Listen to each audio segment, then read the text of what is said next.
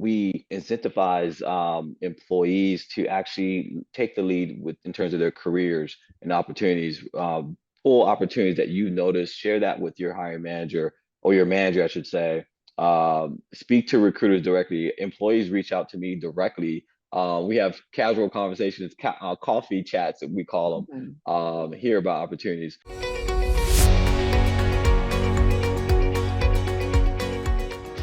Welcome to the All in Recruitment podcast by Manatal, where we explore best practices, learnings, and trends with leaders in the recruitment space. If you like our content, please subscribe to our channels on YouTube and Spotify to stay tuned for our weekly episodes. I'm your host, Lydia, and this week we have Gibson Placide of Sonos. Great to have you with us, Gibson. Good morning. Good morning. It's a pleasure to be here, Lydia. So, Gibson, you've had extensive experience in this field, particularly in the global talent space. So, what some pivotal moments in your career so far? The transformative phases, if you've seen different companies of various sizes. So, what might be some of those moments that you could share? Well, I would say here at Sonos, one of the most pivotal moments here for me has been playing a role in scaling our departments, really hiring successful people, people that are coming in and and influencing our strategy. And so, as a recruiter, as an advisor, there's nothing more powerful to see the personnel that you bring on impact our products that we launch, that we wear Yeah. every day. Mhm. And in this role as senior talent advisor, right? So that senior talent advisor, how is this role different from or unique from the other talent roles that you've had so far? So with this, kind of alluded to it in that first question as well, in terms Mm. of impacting lives, impacting our business as well. For me, this has been one of the, I would say, smaller companies I've worked for, Mhm. in terms of company size, about 1,800 employees, and so I get to work a bit more intimately where I can see the impacts in terms Mhm. of the people that I bring on. And we get to collaborate in real organic ways. And so you're not just, and not to say that you're a cog in a machine in a bigger company, but you really have time to breathe within those processes and the conversations that you're having within the company. And so I've enjoyed that So here. in you've been in this role for 3 years. So what might be some of those some of the areas that you prioritize, say the first year or maybe in the past year? So coming in to Sonos, especially on the hardware product side, that Mm. was new. I Mm. came in from um, Starbucks. I'll just name the company. And so Mm. that was a totally different industry. Personality in terms of the company personalities were pretty much the same in terms of the culture, both Mm. cultures. However, my first year coming in, supporting more of your hardware products, that was a new business for me. And so having to learn, get acclimated, and build my acumen there was majority of my first year. Second year, really able to take off in terms of working with our VPs, influencing a bit more, and hiring and building their teams. And so second year, I kind of built that equity with them. And so now into my third year, it's just been pretty great partnerships and collaborations. And we're looking at a multi-generational workforce right now, right? And everyone's connected by technology, obviously, and we're working in a global, rather boundaryless environment. So in your experience so far and all these years, how have candidate expectations changed? Let's say in the past 5 years, or even maybe even in the past decade. Oh, this is a fantastic question. I've been in recruiting for over almost 25 years now. Time has Mm. flown. And so last 5 years, the differences I've seen is, more focus on work-life balance. You think Mhm. about working either hybrid or remote. Remote, after the pandemic was the big thing. Really, candidates looking for remote opportunities. Now that's scaled down a bit overall, where companies, I think the industry, everyone's trying to strike that balance. And so hybrid has been now the popular um, balance, I would say, Mm. from what employees want and what candidates are willing to accept in terms of employment. And Mm. so hybrid, we're also, I see, which I like, I love seeing this, the more equitable pay, transparency theme play out across job openings, across conversations. Employers are more willing to talk about salaries, Mm. the total range, and I think that helps diverse talent receive equitable pay for roles. And so I love seeing that. And then I think the last thing, and I love that this has come about, the social consciousness of companies. I've Mm. seen companies be more caring about what you do in the community. If you're coming on, and I've seen employees care about knowing the history of what this company has done in certain communities and overall for the environment. And so they want to see that the company is socially conscious and environmentally conscious as well. And it's purpose driven, in other words. That's right. So in this regard, bringing all these factors together, you've got different types of work arrangements and making the necessary changes within your policies to be able to accommodate that. How does Sonos perhaps look into fostering innovation or creativity in this workforce? If it's fragmented, everyone's decentralized, how do you bring that together to create a creative workforce, something that looks into innovation? So really investing in R&D, we explore new technologies, improve our existing technologies, and explore new product opportunities within the industry. These investment opportunities provide employees with resources and provide support to help them innovate. And that really, I think, even as an advisor on the recruitment side, the investments Sonos has made for me in this role, I've been at Mm. companies that are much more employees where um, we haven't invested as much Mm. in tools. And so this has been a company that has, along with our products that we sell, we actually also implement some of that innovation internally in terms of the support and products that we provide to our teammates. So going back to candidate expectations, how do they look at growth within Sonos, coming in and looking at their position, or expanding their knowledge in this regard, looking at innovation as one of the best propositions for them to develop their careers? What is the outlook like for growth in Sonos?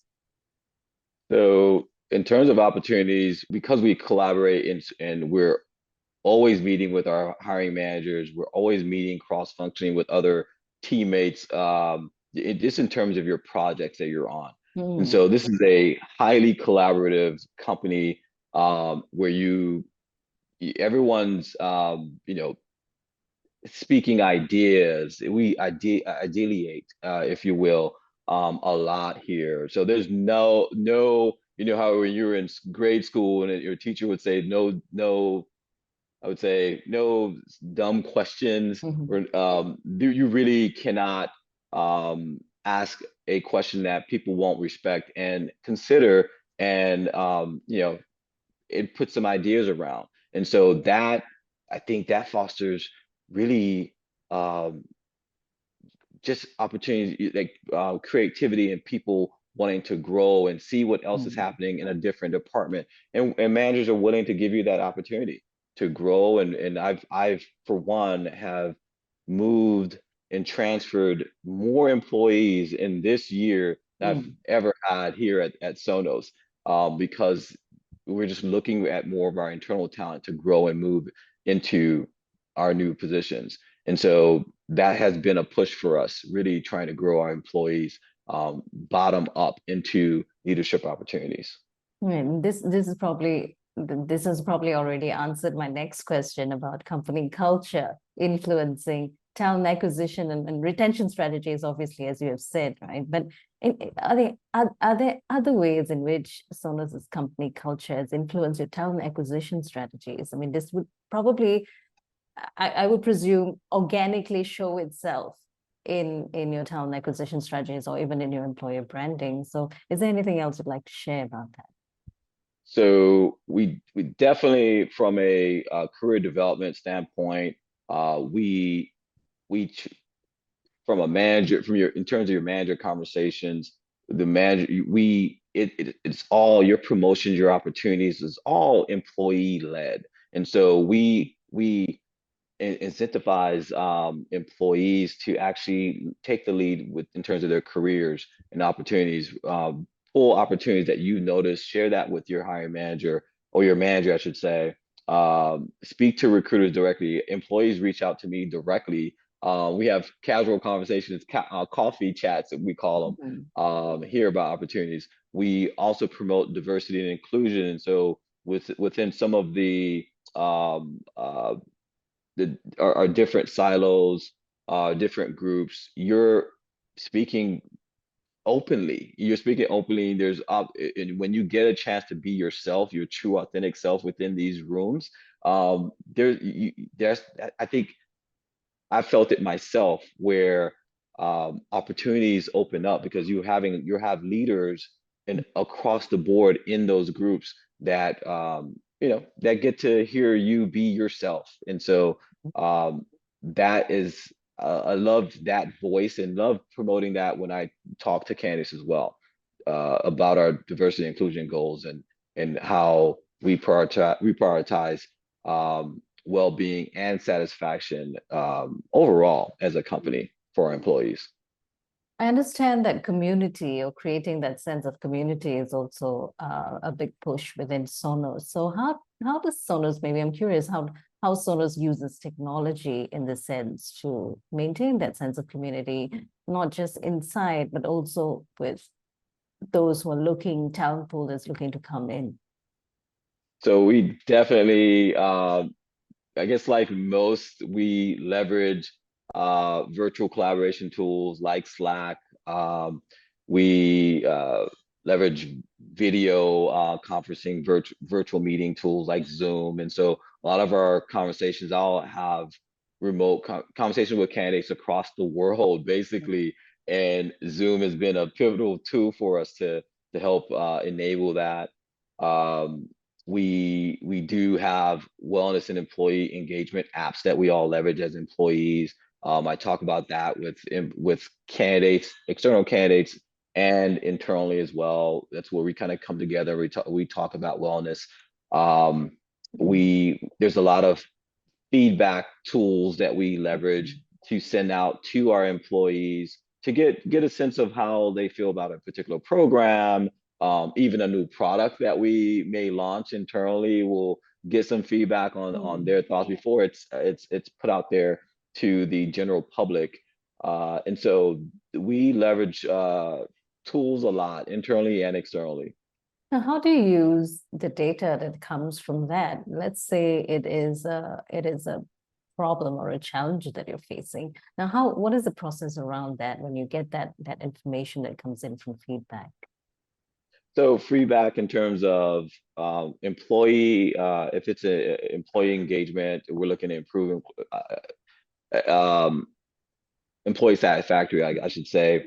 We're we gather the information, pick out the points where there's pain points within the feedback. We will address it within our next talent hall, talk through it, ask questions of the employees. Our senior leadership will use that as talking points, to address some of the issues that were Right. brought up. And so because of the size, that's the advantage we can do. So we can really get granular. Like Hmm. at other companies where we couldn't get that granular, we can. And so employees feel heard. And so that's what fosters a sense of transparency here as well. So you feel that, there's a survey that comes out, you make your voices heard through that survey. Then our next talent hall, those pain points, if you will, are addressed during those town hall conversations, and you're able to then Mm. verbally ask questions of our leaders there as well. Now, going back to what you said right at the beginning about the rewards that come from this job or being in this particular field, my next question is about your favorite or most memorable story. There must be so many that you've had in recruitment and in talent acquisition, Gibson. So, what might be one of those stories that stands out for you or that you can't forget? Well, I don't know. This one is this is fun. This is unique to think about. One of my favorite recruitment stories involves a candidate that initially seemed like an unconventional fit for Mm, a technical role that I had here at Sonos, and the position required like really deep technical experience. The candidate's background was primarily in a different industry with limited direct experience in a specific technology, I would say, I'll call it. mhm, And so during my initial conversation, it became clear the candidate possessed remarkable ability to learn quickly, had a genuine passion for technology, despite lacking direct experience. They demonstrated a strong grasp of fundamental concepts. And so, with that, I felt with that the energy, mm, the person felt like a real good cultural fit. And so I decided to push this person through, have them meet with other team members and advocated for him pretty strongly. And as this person had gone through the technical conversations with the team, that they saw what I saw. And so it was rewarding to see mm, that a person coming out of a different industry, non-typical profile, get looked at and be considered, and then eventually get the job. And so mm, that was the reward. And he and I speak to this day about just the uniqueness of his profile. And so that story, I usually leverage that when convincing and advising hiring managers on atypical profiles, like mm, give people a chance. And so I even talk to candidates about that as well. Even if you read the job description and your skill set is somewhat atypical, maybe you don't hit all of the bullet points. Still apply. You still apply. And that's maybe not what most recruiters would say, but I say still apply. Depends on if you have the technical expertise, a lot of the technical specifics, you have mm. some of that, please apply. We can consider those along with your passion and your knowledge of the company. And this person showed really strong interest in Sonos and Mm. for us and for our products. And so that spoke a lot to me as well. So, what made you look at this profile from the get-go? I mean, what attracted you to this profile, considering the fact that it wasn't really, it wasn't a perfect fit, or it wasn't even a close fit to the job?